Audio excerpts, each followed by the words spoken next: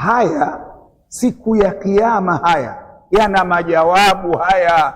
Mal jawabu, hatusemi hivi kwa ubaya, lakini mal jawabu idha suilna. Hebu kila mmoja katika hiyo nafasi yake asifikirie kwa Mwenyezi Mungu Mola wake atakwenda na hiyo nafasi Umezaliwa hukuwa na nafasi, umezaliwa hukuwa tajiri, umezaliwa hukuwa mfalme, umezaliwa hukuwa mbunge, umezaliwa hukuwa waziri, na utaondoka kwa Mwenyezi Mungu huna hata hicho cheo.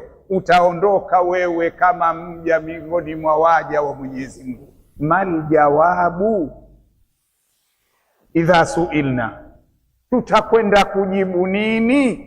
Wa maulana shahidu idha faalna, yale tunayoyafanya yote tunayafanya mbele za Allah subhanahu wa ta'ala. Tunakwenda kumjibu nini? Subhanallah. Kadhalika linasrifa anhu su'a walfahshaa, zinaa ni jambo chafu, zinaa inatia ufakiri, zinaa inasababisha maradhi, na kama hivi sasa maradhi yapo tele, umaskini hauna mwenyewe. Tafahamu kila mtu umaskini nyumbani mwake unanuka. Tafahamu wewe, usikatae kipande cha samaki shilingi 1500 nyumbani mwako hakitoshi. Ushafahamu? Upate cha 10,000 ndo upate kitweo. Sasa piga hisabu, kipande cha samaki 10,000, tungule zake shilingi 3,000, nazi 1,500, mchele kilo shilingi 3,500. Sikupigiwa mapembe, nawe si unataka mzuri, unajidanganya. Kwani unakula mapembe si shida tu? Uongo bwana. Lazima na sisi tupigie mzuri ule wa 3,500 eti. Sasa zipige hisabu hizo, kwa kutwa moja utatumia shilingi ngapi? Alafu useme wewe tajiri.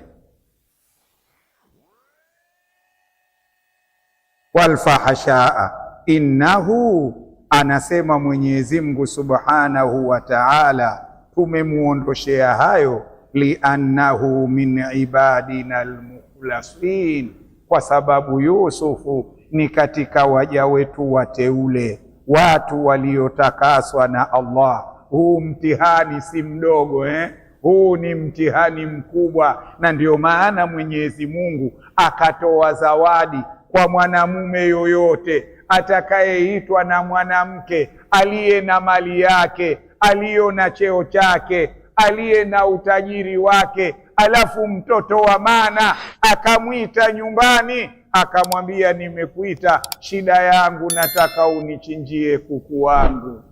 Akasema inni akhafu Allah rabbal alamin. Hiyo jambo jepesi. Badala yake hapo mtu ndio atasema nimetoka. Ushafahamu nimetoka huyu mpaka nihakikishe nimejenga. Ushafahamu? Unajenga nyumba unayotokana na malipo ya zinaa, elewa unakwenda zako motoni. Shida yake amchinzie kuku. Asema hivi unataka nini? Je, kuku. Tunaenda mbele, innahu min ibadina almukhlasin. Baada ya kuona Yusufu sasa mama amepania, hataki afeli katika mipango yake, anasema Mwenyezi Mungu, wastabaqa albaba, wote wakawa wanakimbilia mlangoni.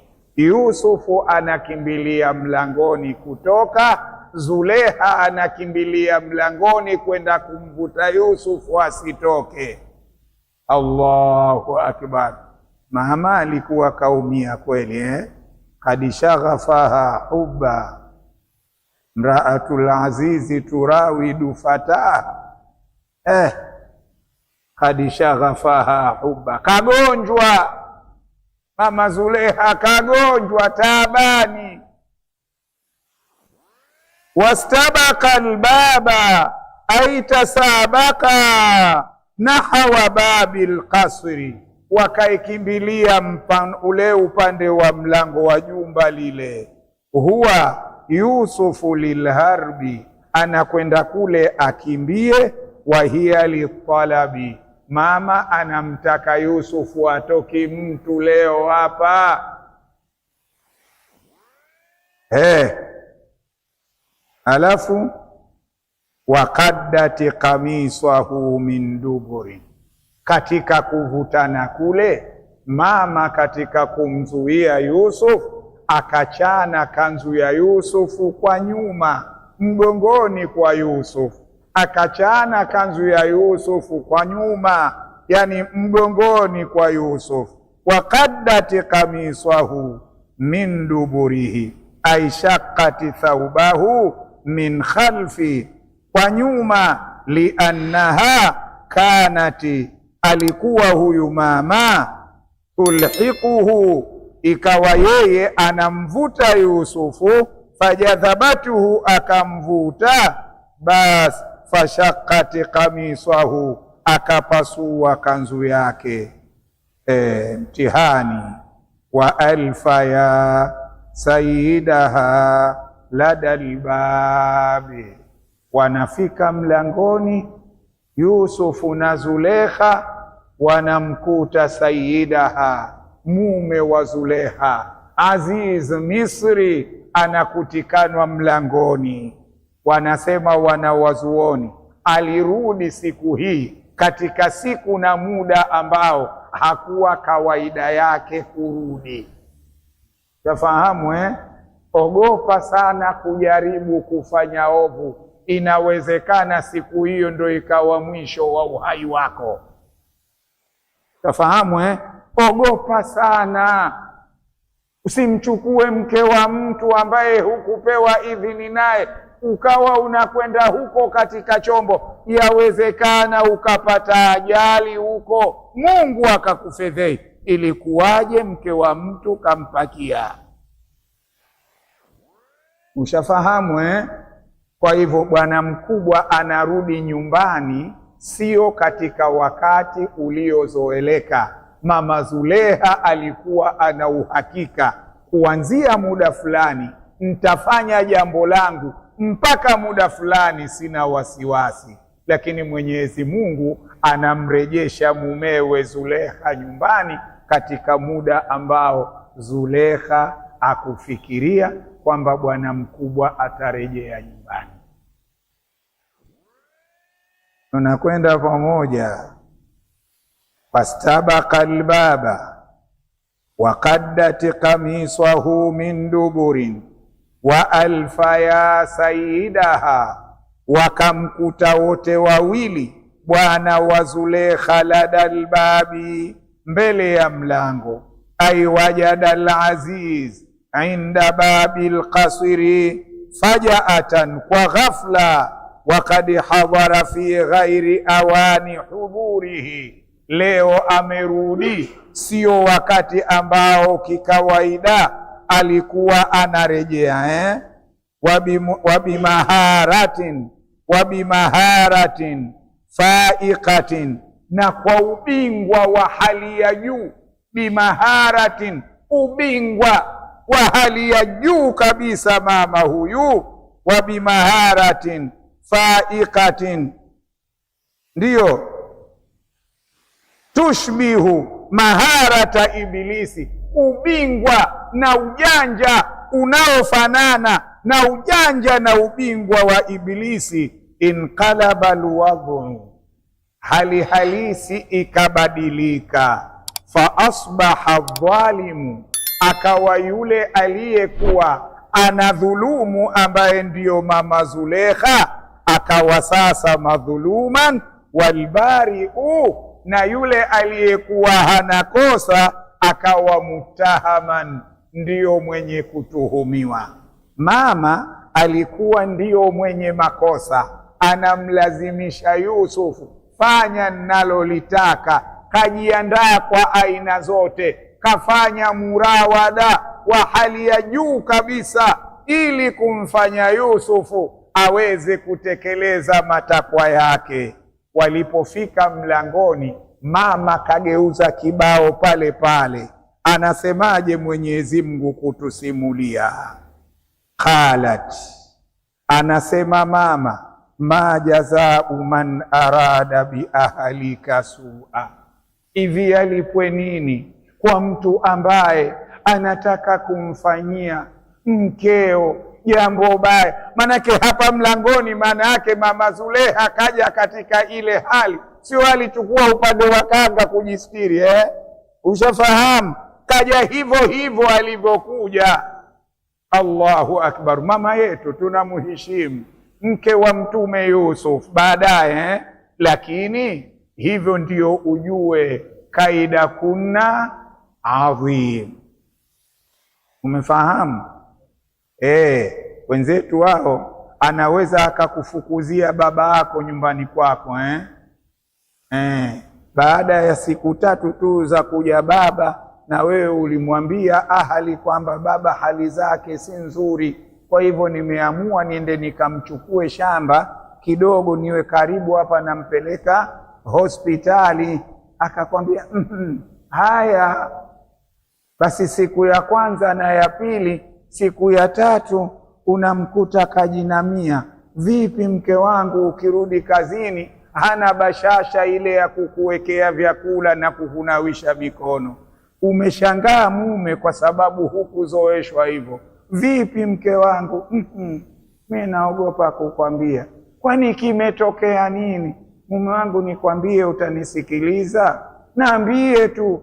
Basi toka amekuja baba hapa, mie kila siku namuota ndotoni, tena ninamuota kaninamia hivi, sura yake kama jibwa vile. Ushafahamu? Ndo hamtaki tena huyo, ndo hataki kukaa naye tena huyo mkwewe huyo. Atatengeneza vibweka hivyo mpaka na wewe uamini huyu baba kwa kuwa katoka kijijini, inawezekana mchawi kweli. Baada ya siku 3 tu unaanza kumwambia, unajua baba, yule daktari nilokwenda kumchukua kwa ajili ya tiba zako kasafiri, yule atakuja mwezi wa 6 au mwezi wa 11 au ushafahamu? Kwa hivyo itabidi kwanza urudi nyumbani mpaka ikiwa tayari nitakuja kukuchukua tena. Hao wanawaka, kama hukuwa makini, ndio wanawaka. Mshafahamu? Wanaitwa hawa, mambo yao hawa, vitendo vyao hawa, mipango yao hawa. Mfahamu? Kuwa makini sana, usije ukamfukuza baba yako nyumbani, wala usije ukamfukuza mama yako nyumbani. Umefahamu? Hao wana mipango yao. Mama wa kwake hata akijua kama anaruka, lakini akiwa anaumwa atamleta pale. Mtafanyaje mume wangu? Na ndio mama, ndio mchukulie tu, ndio mama yetu. Mshafahamu? Walio wengi wanakuwa na misimamo hiyo mibovu. Wapo wachache wanawake wazuri sana, mashaallah. Na sisi, mimi naamini sote tuna wanawake wazuri sana. Ongo wewe. Kirudi nyumbani ukakasirikiwa, si mmetusema huko?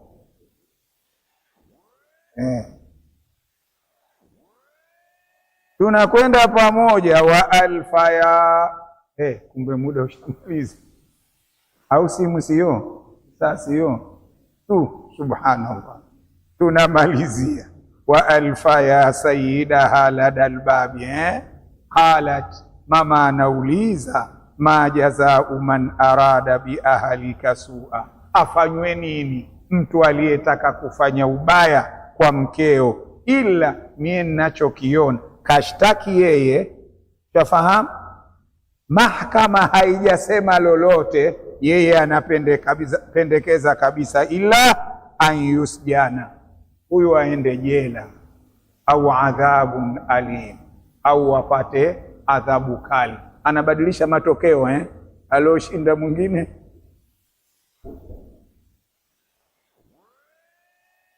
Wewe Zulekha mkorofi, unatuletea mipango hii. Umefahamu bwana? Basi subhanallah, mama anabadilisha mipango. Yeye ndiyo aliyefanya dhulma, sasa anamfanya aliyedhulumiwa awe ndiyo dhalim, na aliyedhulumu awe ndiyo madhulum. Subhanallah, mipango mibaya sana hiyo Qalat ma jazau man arada bi ahlika su'a illa an yusjana au adhabun alim.